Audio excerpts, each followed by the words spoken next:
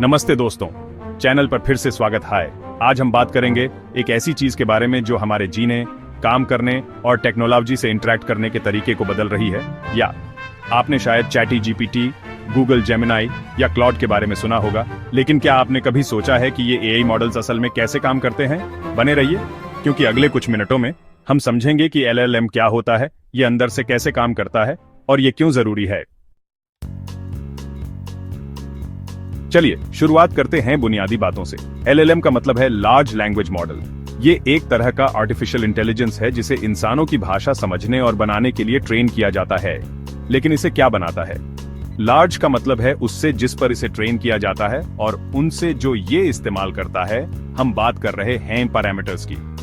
LLMs neural network से बनते हैं, खास तौर पर एक टाइप जिसे ट्रांसफॉर्मर्स कहते हैं, जिसे गूगल ने 2017 में एक paper attention is all you need में इंट्रोड्यूस किया था।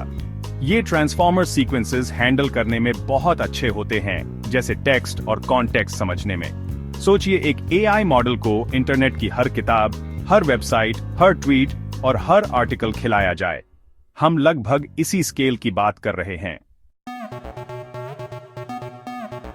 तो ये मॉडल्स काम कैसे करते हैं? सब ट्रेनिंग से शुरू होता है।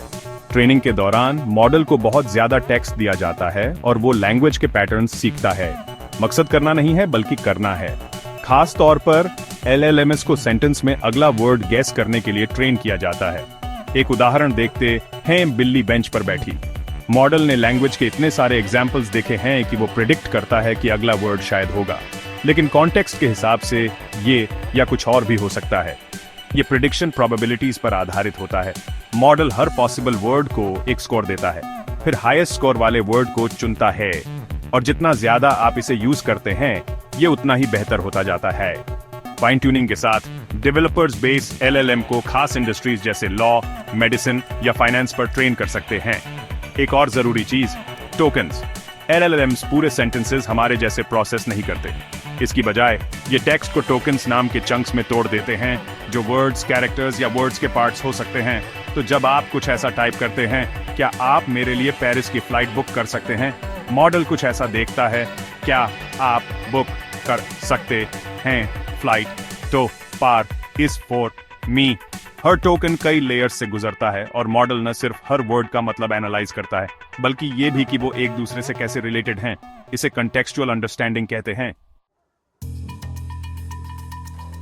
LLMs दुनिया को बदल रहे हैं।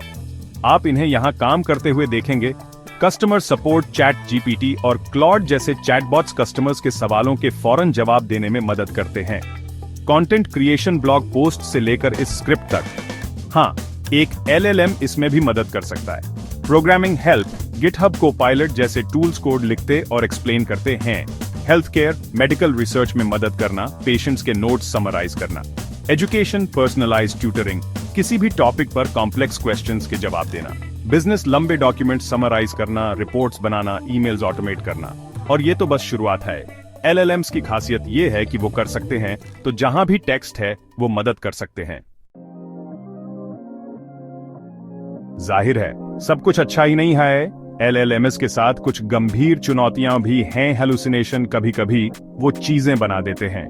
पूरे कॉन्फिडेंस के साथ बायस, वो सोसाइटल और डेटा बायसेस रिफ्लेक्ट कर सकते हैं। डेटा प्राइवेसी, ट्रेनिंग डेटा में सेंसिटिव जानकारी हो सकती है। कंप्यूटेशन कॉस्ट, इन मॉडल्स को ट्रेन करने में बहुत ज्यादा एनर्जी और पैसा लगता है, इसलिए LLMs को रिस्पॉन्सिबली यूज करना जरूरी है। ये पावरफुल टूल्स हैं, लेकिन ह्यूमन जजमेंट के परफेक्ट सब्स्टिट्यूट्स नहीं।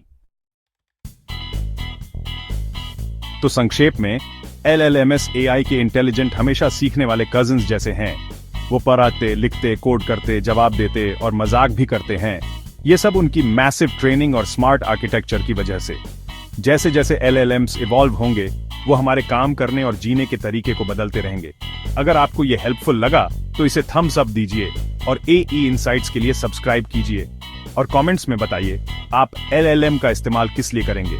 देखने के लिए धन्यवाद और मिलते हैं अगले वीडियो में।